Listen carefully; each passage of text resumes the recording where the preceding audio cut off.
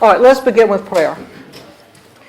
Dear Lord, Heavenly Father, great poet of all poets, without whose light all studies are in vain, bless and invigorate our class so that the works and words we consider will serve to illustrate, verify, illuminate, and reinforce your holy word, and bring us even closer to you. In Christ's name we pray. Amen. And in that prayer, you'll probably recognize the words from Charles Osgood's Poetry as a Means of Grace, where he maintains that poetry doesn't mean that it's a means of grace in a theological sense. It means it's a means by which the truths of the Bible can be illuminated or verified or reinforced. Y'all remember that? And I know you remember, kind of to recap, sort of what we did. To defend the study of poetry on Wednesday night, all you have to do is look at the Bible as examples. And that, and all this is on the handout too, so maybe I won't even go over this. But that's last week, and then our syllabus of sorts that, and it's going to change because, well, I'll tell you why. Because I may listen to you all and think, you know what, we need to do this, a little bit of this. This is the great thing about not having a book.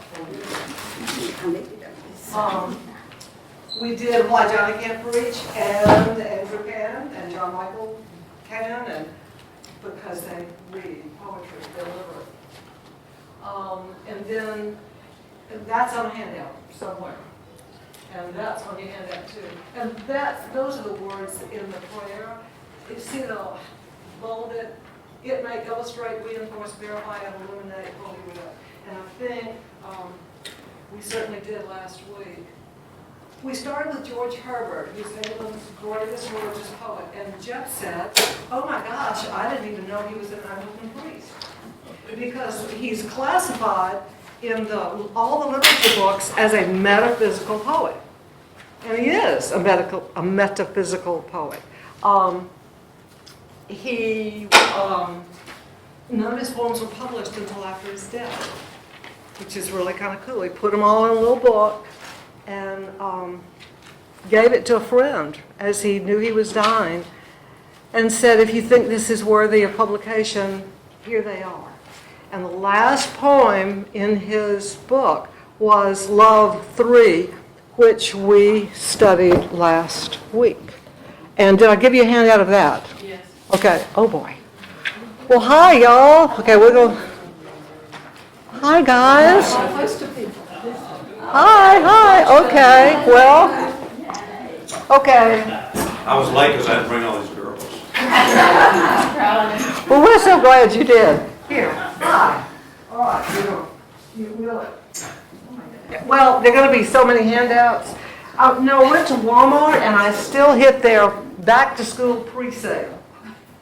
Well, thank you, dear. Thank you. Well, you are so welcome, and so you will be the last. I want you to know I visited 2 people today, and they said, when I said I was coming to your class, she was my son's favorite teacher. It's Jean Anderson, Rich Anderson, and Mary Ellen Rose's daughter. Is it Mary, or I don't know, one of she's got two, I don't know which one. Well, you know Love what? Well, I love them. It's easy. Anyway, thank you. Thank you. Okay, now, where were we? Compliments just throw me off base. So, they do. So, and I'll catch up with y'all I'm going to give you handouts from last week and to do some catching up. But anyway, we were getting through with George Herbert. And as you remember in one of these handouts, let's see, I can get them on here. Jane, so beautifully read, Jane Albritton, read an exhortation from the prayer book.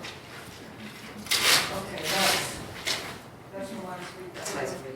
And that, do you have one from last week? Did y'all say yours from last week? It's at home. Okay, well here. We'll get it back to you. Well, that's okay. Okay.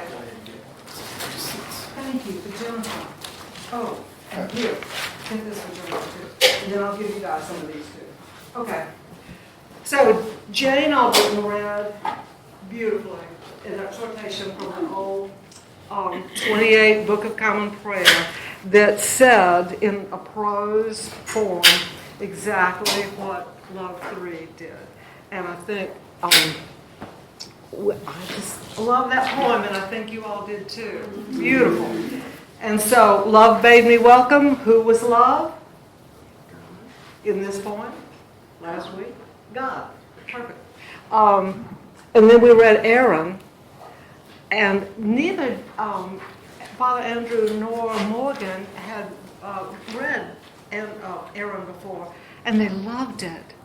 They loved it, and beautiful. So, anyway, you all made me think. Let's do 2 more Herbert poems, just so you'll get to know him as a poet. Because when Jeff said, I didn't know that Herbert, was anybody but a metaphysical poet. And let's see, where was this? I was all organized, y'all. There's the Holy Son, Holy Son, Holy Son, Holy Son. John, you may have to come up here and see. No, run through it. I don't have this. I'm going to cry. Oh, here they are. Really. 2 more Herbert poems. And I have to tell you, saw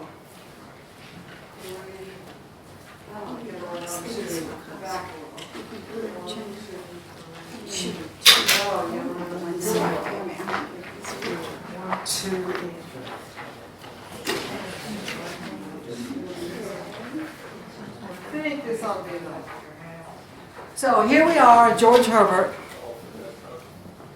metaphysical poet, but what the books don't tell you is that he was an Anglican priest. Okay, y'all. My students, when I would lose something, I'd say, all right, who's seen my glasses? And they'd say, they're on your head, Miss Bloch. What I can't find is the little clicker, so if y'all see it, holler. It's not going to be good that I lost it, but that's okay, because I didn't think the screen would be working well anyway. So I reproduced the next slide, which was going to be this book right here. So do you have a handout showing this? This is a poem called Easter Wings by George Herbert, and it was going to... Oh my gosh, we got 2 more. You know what? Well, they're just going to have to miss all the fun. Hi! Now, Ruth and I were in school together, weren't we? Yeah, we were, yes.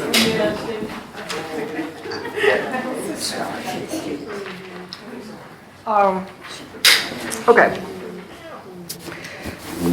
I told you sometimes we would do things by structure, some by hymn, some by theme. This Easter Wings was going to be in a little week on structure because you can look at it and see why.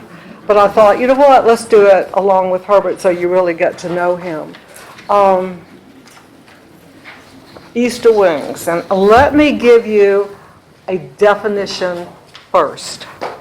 In the second to last line, you see the word imp for if I imp my wing on thine? Yeah. Anybody want to hazard a guess what imp means? All right. Oh, you know what? I've got pencils for you too. How many people need something with which to write? Pencil's better than a pen. Huh? Pencil's better than a pen. Yes. All right, I'll tell you.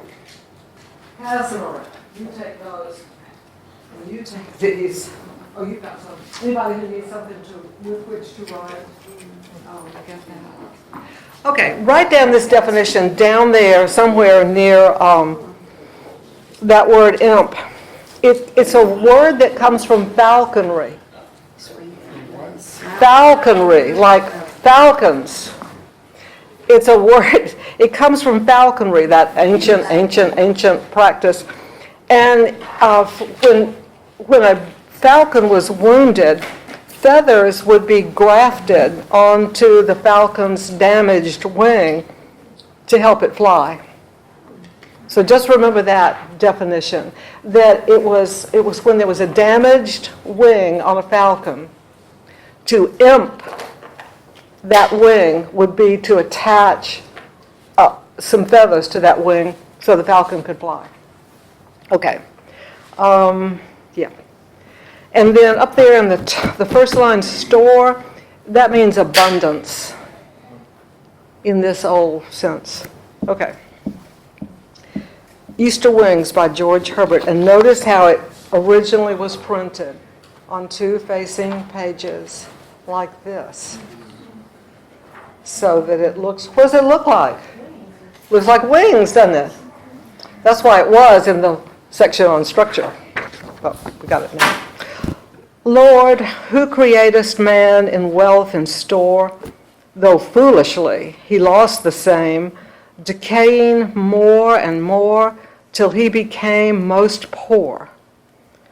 With thee, oh, let me rise as larks, harmoniously, and sing this day thy victories. Then shall the fall further the flight in me. My tender age in sorrow did begin, and still with sicknesses and shame, thou didst so punish sin that I became most thin. With thee, let me combine and feel thy victory. For if I imp my wing on thine, affliction shall advance the flight in me. So, last line in the first stanza, then shall the fall further the flight in me. What fall is he talking about? Let's read that. Sin, I guess. Oh, The fall of man. Yeah. Sin in the world. yeah. And you, if you didn't get it right away, you could read that first stanza again. Lord, who createst man in wealth and store, though foolishly he lost the same before the fall in the Garden of Eden. God created him with just wealth and abundance in that garden. Though foolishly he lost the same, decaying more and more till he became most poor. With thee, oh, let me rise as larks harmoniously, and sing this day thy victories. Then shall the fall further the flight in me.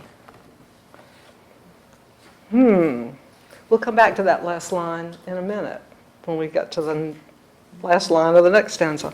My tender age in sorrow did begin, and still with sicknesses and shame. Thou didst so punish sin that I became most thin. With thee let me combine and feel thy victory. For if I imp my wing on thine, affliction shall advance the flight in me. Isn't it beautifully constructed? Where, here he is, then he gets narrow and thin and poor because of sin, but with Christ he flies. Easter wings. Explain this, the last line in the first stanza, then shall the fall further the flight in me. Well, maybe like in Romans where it talks about law and sin, that without the law we wouldn't know sin, and because we know sin through the law, that leads us to Christ. Right. And Michael Davis said it so well in one of his classes, that had man not fallen, there would have been no need for Christ. And so here we are down so low, but had we not fallen so low, we never could have gone so high, which is just beautiful. And so affliction shall advance the flight in me, for if I imp my wing on thine, affliction shall advance the flight in me. What biblical idea is behind that also? For if I imp my wing on mine, remember the damaged falcon's wing. very much Paul. I mean, that's, in my weakness, his strength is shown. Exactly. Yeah. Yeah. Anybody else? Agreed. You agree? Yeah, I do too. George Herbert is, I think, unjustly characterized with all those metaphysical poets because they never give him credit for being a beautifully religious poet. He's an Anglican priest. Many books will call him the Holy Mr. Herbert, and his parishioners loved him. He could have, now John Donne, that we'll see in a minute, Donne was dean of St. Paul's Cathedral in London, but George Herbert chose to be a small parish priest and happily served and was apparently greatly loved by all that you read about him. Anybody have anything else on this? Questions, comments?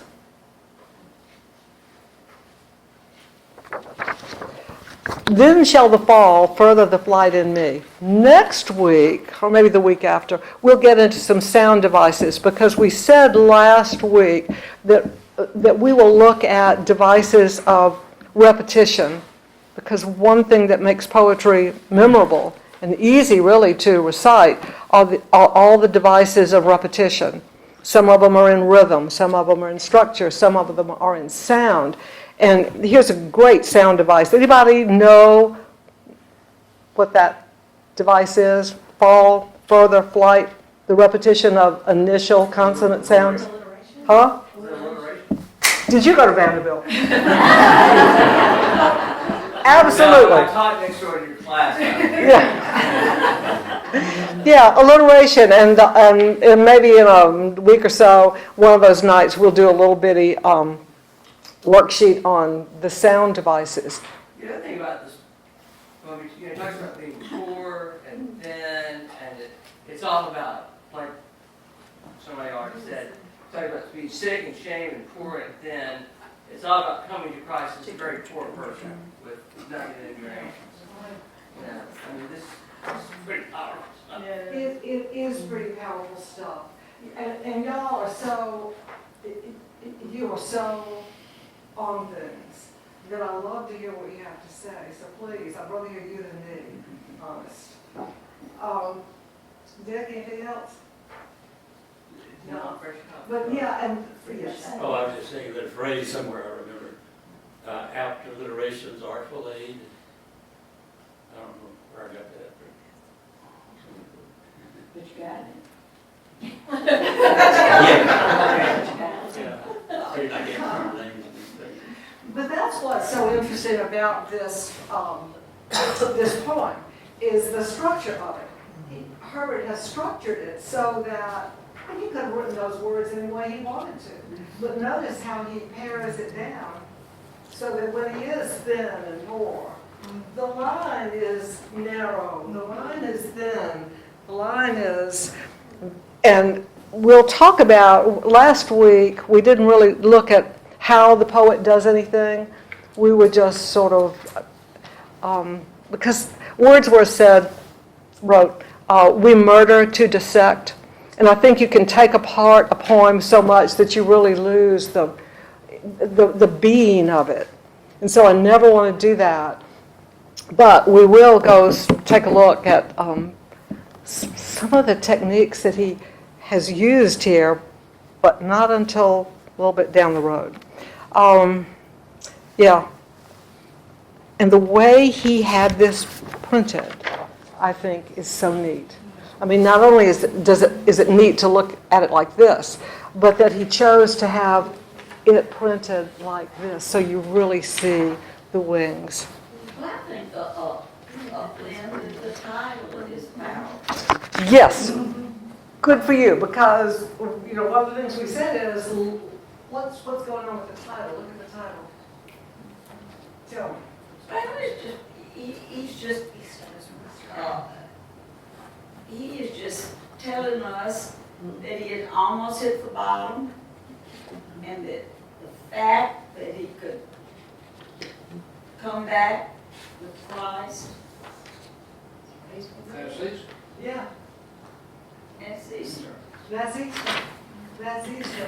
And as Father Andrew says, we are resurrection people. You know, but I love the imagery from falconry.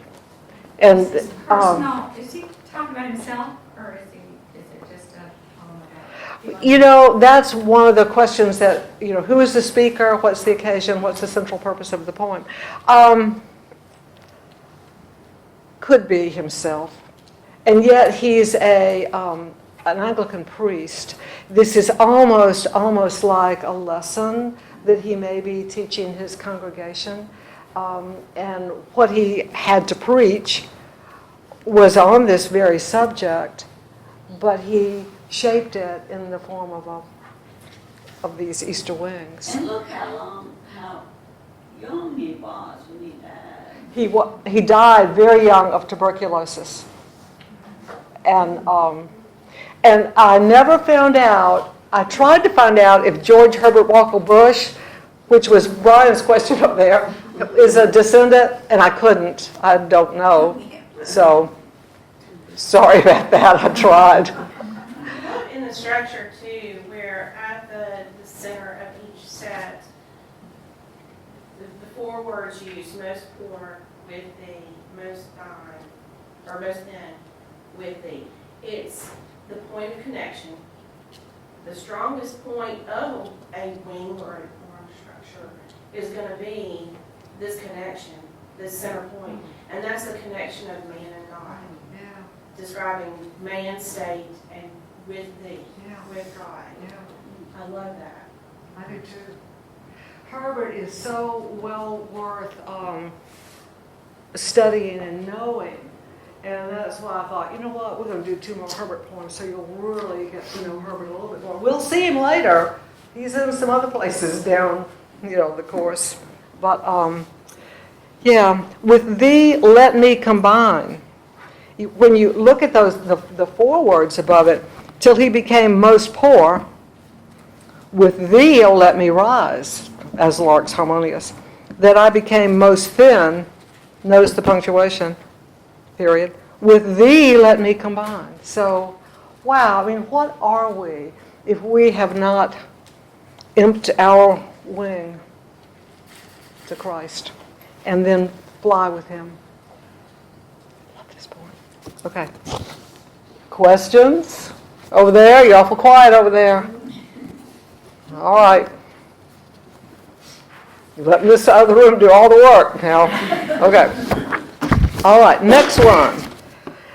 Oh, you know what? I'll find it. It's around here somewhere. But that's okay, because not thinking this would work anyway, I did the Philosopher's Stone, which was going to be your next slide. Yeah. So on the back of that sheet should be a poem called The Elixir. Right? Okay.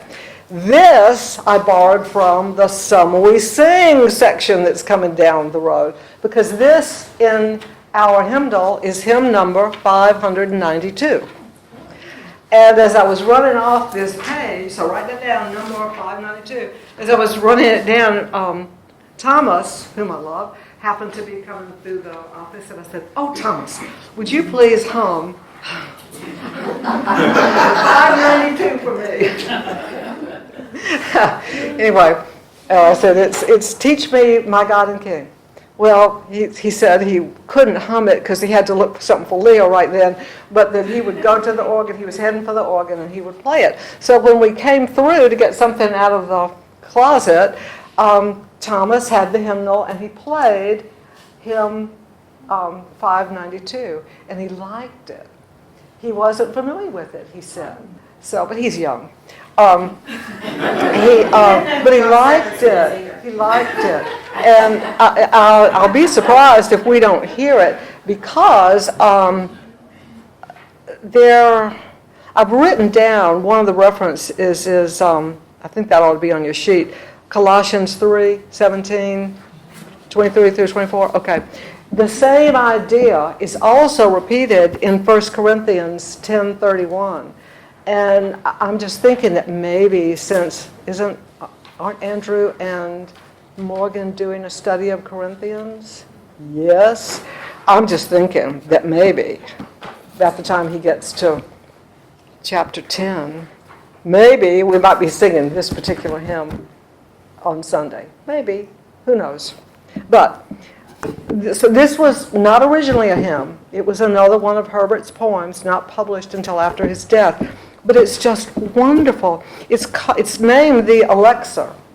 Okay, so what's an elixir? A drug? A drink? Okay, what does this drink do? It's like a tonic? Makes you feel better. Makes you feel good? Yeah. The elixir of life. And then you remember in the Old West, the doctors used to ride around on their little wagons and sell elixirs and all that. Supposed to, yeah, the snake oil man, right? Yeah. Anyway, so an elixir is something, and then a long time ago it was supposed to have had magical properties that could really work wonders in everybody. So this is the Elixir by Herbert. Teach me, my God and King, in all things thee to see, and what I do in anything to do it as for thee. Not rudely as a beast to run into an action, but still to make thee prepossessed and give it his perfection. A man that looks on glass, on it may stay his eye, or if he pleaseth, though it pass, and then the heaven espy. All may of thee partake, nothing can be so mean, which with this tincture, for thy sake, will not grow bright and clean. A servant with this clause makes drudgery divine, who sweeps a room as for thy laws, makes that and the action fine. This is the famous stone that turneth all to gold, for that which God doth touch and own cannot for less be told. So that famous stone they refer to in the last stanza, the Herbert, is the Philosopher's Stone, and you know about that, I would think, Philosopher's Stone. Now, if you ask a young person, they're not going to know anything except it's a Harry Potter thing. Some of us don't know, so you might have to help us out. Oh, okay. Who does know? Dick, I know you know Philosopher's Stone. Oh, it did a lot of things. You could use it to turn things to gold. It would prolong life. Matter of fact, it's supposed to make an elixir that if you drank it, you would never die. Right. Exactly. The most common use you'll see of it, or most common definition, is that it turned base metals into gold. You touched a base metal with the Philosopher's Stone, and whoa, it's gold. So this elixir, this Philosopher's Stone, isn't an elixir. It isn't a Philosopher's Stone. What is the it that's going to turn everything to gold? We'll read it again, and we'll kind of be thinking about why is this entitled the Elixir, and why does he refer to the Philosopher's Stone? And let's first start with that first verse. See, teach me, my God and King, in all things thee to see, and what I do in anything to do it as for thee. Now that the 1 Corinthians 10:31, that's whatever you do it all for the glory of God. Okay? And anybody know the Colossians? It's the same kind of idea. Brian, you got your... He's going to be our Bible study.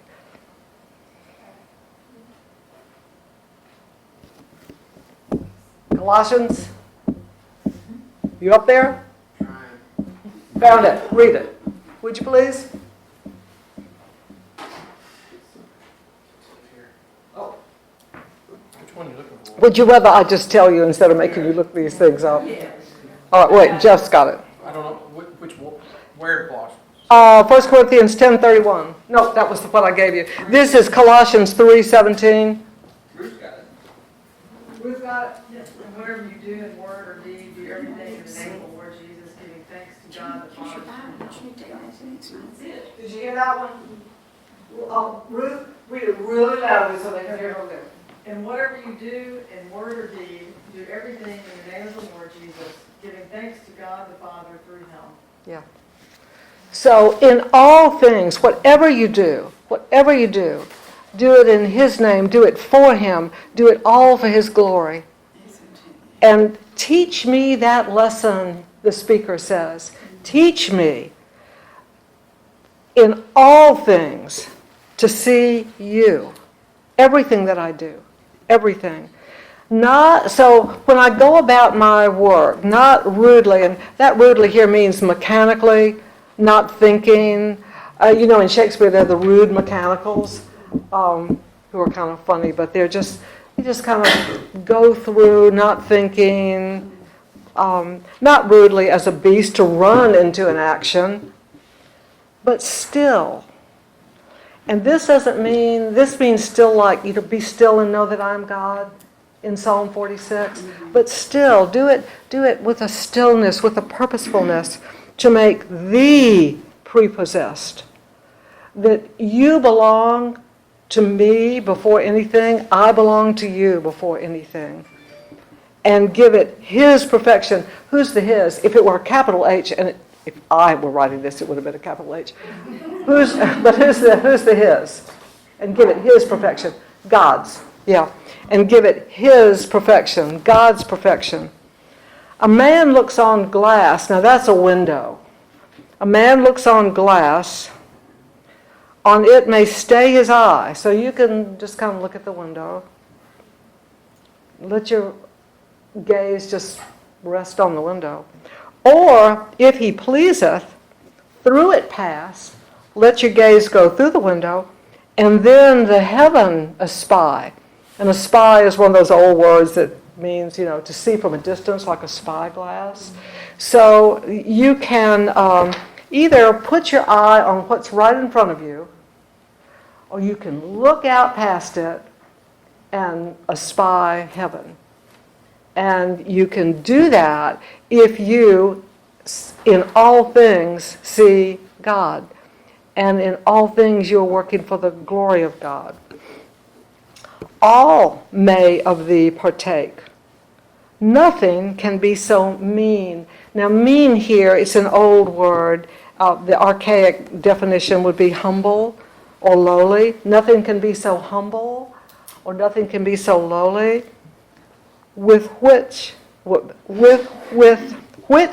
his tincture. Whose tincture? God's tincture. For thy sake will not grow bright and clean. A servant with this clause. Now clause, you might want to circle it and draw an arrow up to for thy sake. It's really not a clause, it's a phrase. As some of you English people know, clause has a subject and a verb. This is just a phrase. But anyway, it's for thy sake. Jane knows, she's laughing. A servant with this clause, and the clause is really the phrase, for thy sake. Even a servant, a lowly, humble servant, a servant with this clause, for thy sake, makes drudgery divine. Isn't that wonderful? I'm sweeping this room, Lord, for you. I am doing this for your glory. My station might be mean, my station might be lowly, my station might be humble, but I'm doing it for you, for your glory. Who sweeps a room as for thy laws, makes that and the action fine. Isn't that wonderful? I mean, think how my life, your life, everybody's life would be transformed if everything we did, we were doing for God. It would make scrubbing the floors cleaning out, all these little things we do, it would put a totally different shine on it, wouldn't it? Okay. This is the famous stone. This, what is this? He's going to say this is the famous stone, but he's referring to the philosopher's stone. But this is poetry, it's metaphorical. He's really talking about something else. So what is the famous stone? What? Yes, and doing it for God. This is the elixir, folks. Do it for God. In everything, do it for the glory of God. This is the famous stone that turneth all to gold.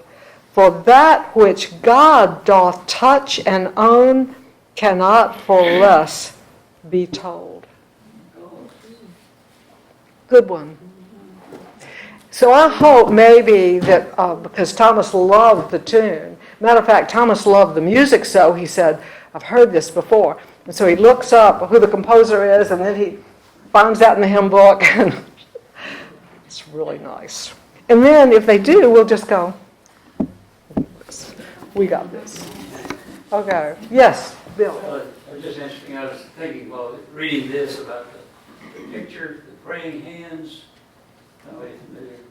that different arts can come with a very similar message. I don't know, take time to tell what the story behind that. Yes.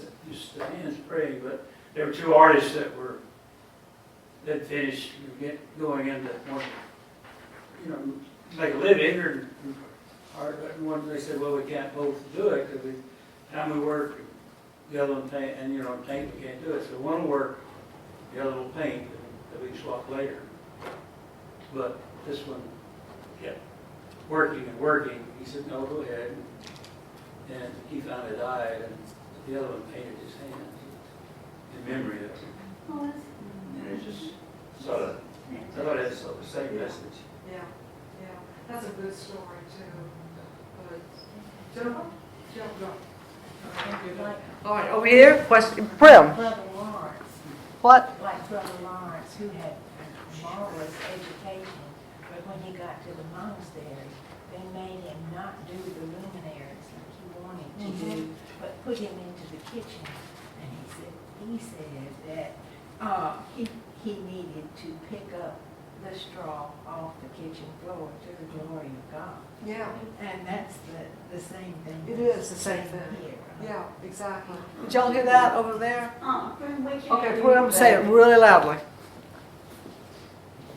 Okay, Prim, again, because they couldn't hear over We there. can't hear you say it. Oh, okay, it's like Brother Lawrence, who was beautifully educated, and when he got to the monastery, he expected to be put into the library where he did the luminaries and of the scripture, and but they did not put him there. They put him in the kitchen, and so his response to that was, he will pick up the straw off the kitchen floor for the glory of God. Yeah. And I think that's what Yeah. this same thing he's saying here. Yeah, so nice. That little book is so precious. That little book is so precious. Mm-hmm. And we try, but we don't always. Yeah. Yeah.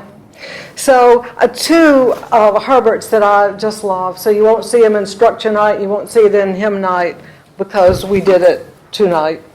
But yes, question. I've never heard of this poem, never read it, never heard of it, and it's not in my book.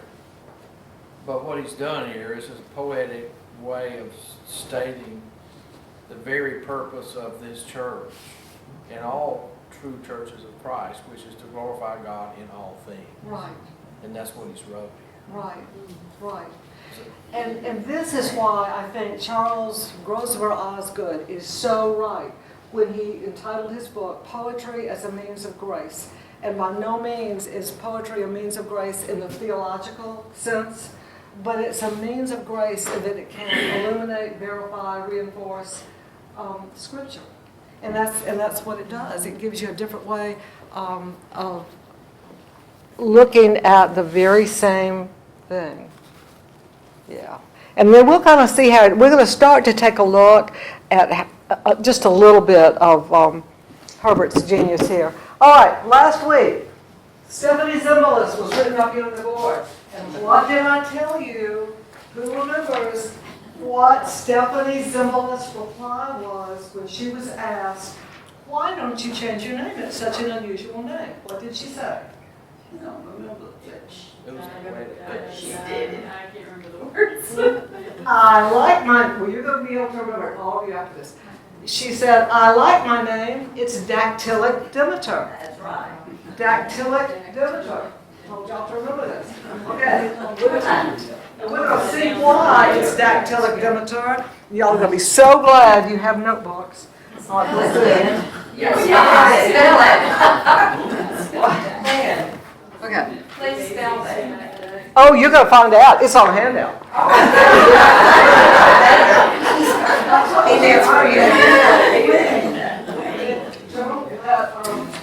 Don't let Rebecca's back there. It's not have a handout.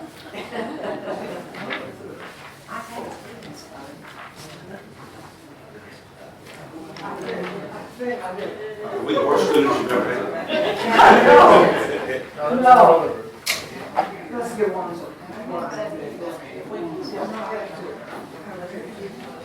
1, 2, 3, 4, 5, 6. 1, 2. Okay. One of probably what we recognize most about poetry is its rhythm. So, to figure the rhythm of something, we speak of feet and we speak of a line. So there are 5 basic poetic feet that I want you to remember. And look at there, right up there. Iambic, trochaic, anapestic, and Alfred, Stephanie, dactylic. And iamb is one unstressed syllable followed by one stressed syllable, as in today. Can you hear that? Today. We don't say today, we say today. In poetry, we mark those rising and falling, stressed, unstressed syllables. A little U kind of thing is for an unstressed syllable, and it's called a virgule. The slash up there is the stressed syllable. A trochee is the opposite of an iamb. It's one stressed syllable followed by one unstressed syllable, like tiger. We don't say tiger, we say tiger. An anapest is 2 unstressed syllables followed by one stressed syllable, as in intervene.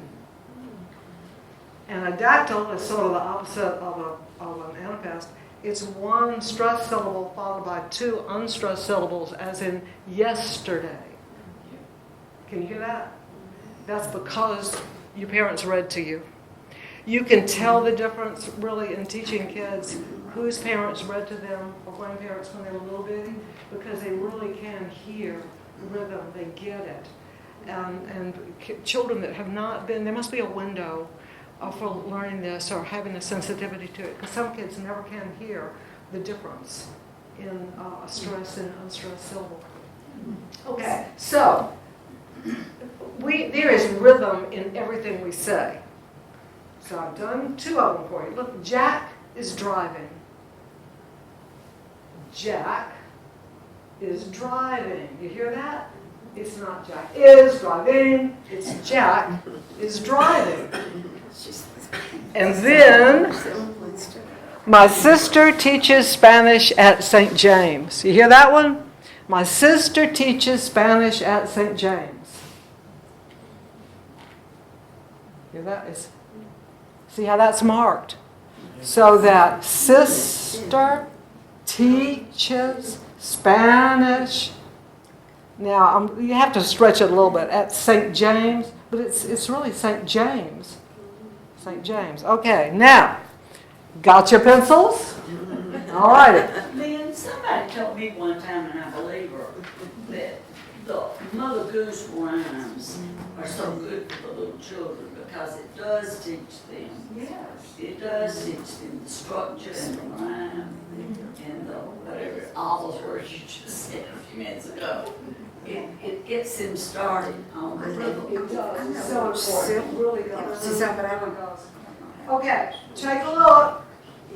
Partisan politics. You don't write them down now, did you? All right, I want you to, I'm going to say it, and y'all mark it. Partisan politics. Partisan politics. Partisan, running out politics. John, we're going to have to buy something. Okay. Partisan politics. How did you mark that? How did you mark partisan? Yes, so stress, unstressed, partisan, and how about politics? Same thing. Politics.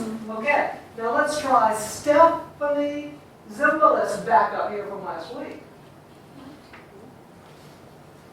Stephanie Zimbalist. Okay, now, group. We've got how many, what kind of foot is that? Stressed, unstressed. Stressed, unstressed. Dactyl. It's a dactyl. And how many do we have? Two. Two. So if you've got, oh, I didn't get that part because I started doing all this stuff. So I'll just wait. I'm ahead of myself. How about in the spring of the year when my roses first bloom? In the spring of the year when my roses first bloom. In the spring of the year when my roses first bloom. Oh, you're good. In the spring of the year when my roses first bloom. Perfect. Is that what you all got? In the spring of the year. We won't do much of this because after this, y'all are just going to have this down. How about simple, Simon, meta, Pyman? Simple. Like that, right? Simple? Is it? Yeah. Simple. And then Simon. Stressed, unstressed. What is it that we're going to have? Simple, Simon. Same thing. Meta, Pyman. Simple, Simon, meta, Pyman. Okay? So what do we have here that's repeating over and over? Right, trochees. We got trochees. Here's a trochee, a trochee, a trochee, and another trochee. How about government custody? What does that sound like? Sounds like government custody. Sounds like Stephanie Zimbalist and One stressed, one unstressed. right, stressed, unstressed. And then custody. Custody. We don't say custody. We don't say Custody. custody. Custody. Government custody.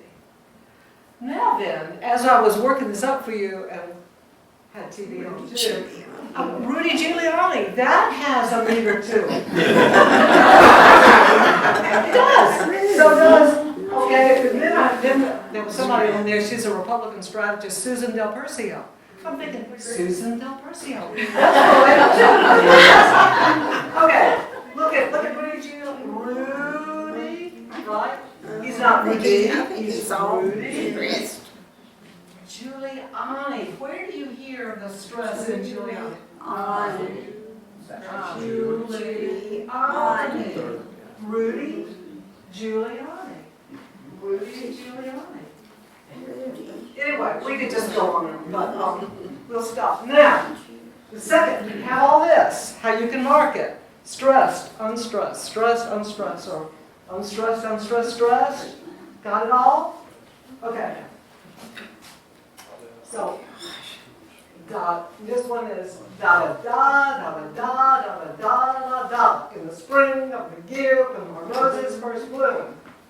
And Simple Simon is Simple Simon met a pieman going to the fair. Anyway, so bottom part of your sheet.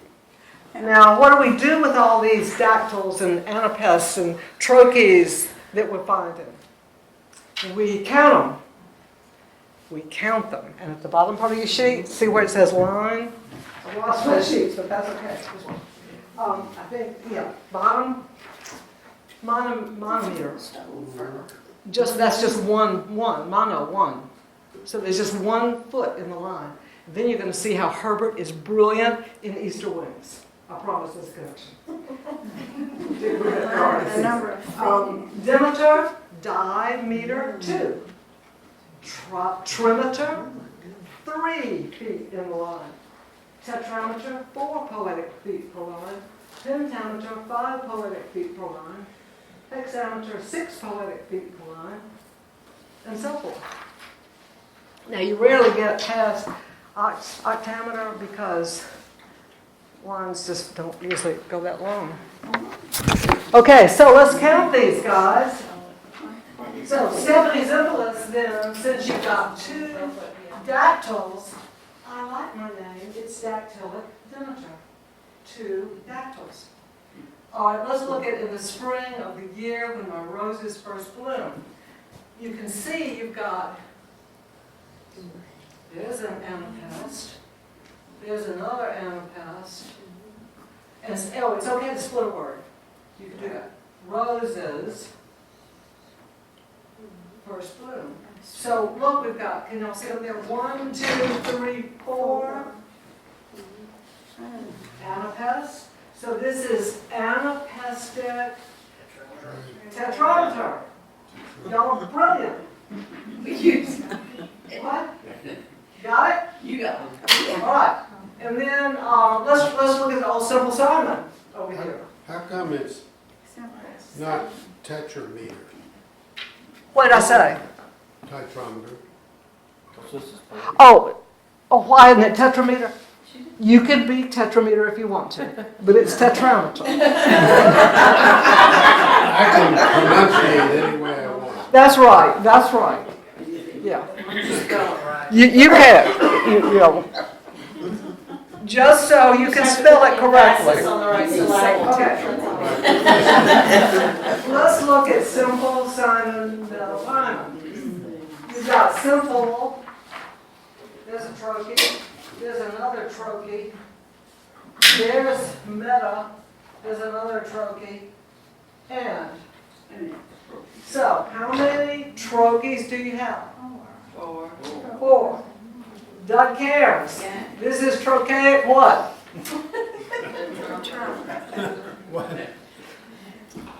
Lord, that's Frill.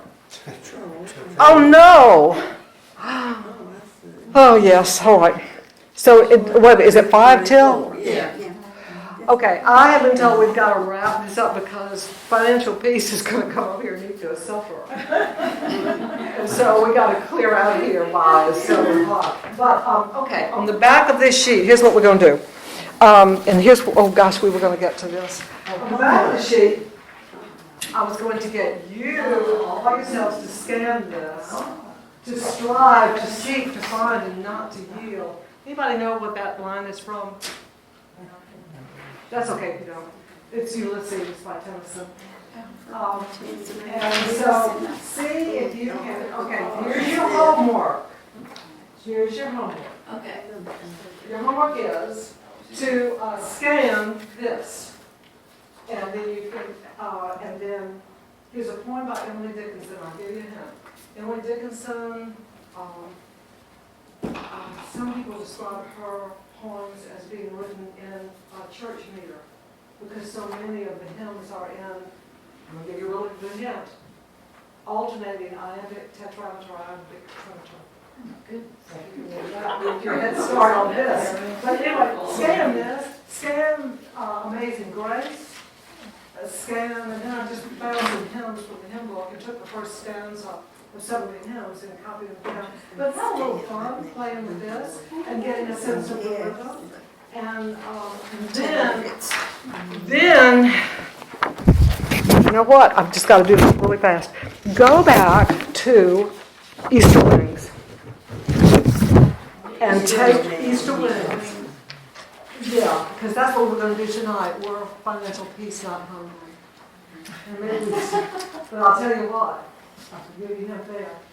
If you, and this is part of his genius, this will go from pentameter to tetrameter to trimeter and on down to just look at the meter in it, and it's really kind of cool.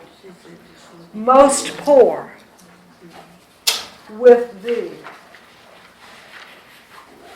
monitor just gets down to, it's going to start at a pentameter line and then go down to 1, which is really cool. But anyway, we'll do that.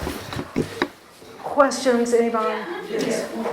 Yes. Do you think these people had any idea about all of this when they were writing these? Yes, yes, yes. They did. Yes. They knew what they were doing. Yes, because when we get to the sonnet, they did. And when we get to the sonnet, you'll see there was, yes, they did. Okay. There may be read aloud, and so they wanted to sound like the earlier versions of the prayer book. You can tell those people had a lot better ear than the more modern versions. Absolutely. And when they lost, I don't know if it's heresy or not, but the old prayer book certainly sounds a lot better read aloud. Well, it's the same reason that you memorize, some of the verses you memorize in Scripture in King James. Right. Because King James was written in the same way. It's It's loud. And next week, we'll get into where these poets fit into the publication of the King James Bible, the prayer book, the old prayer book. So, anyway, thank all of y'all so much. Well, okay, and y'all are probably the last to get notebooks.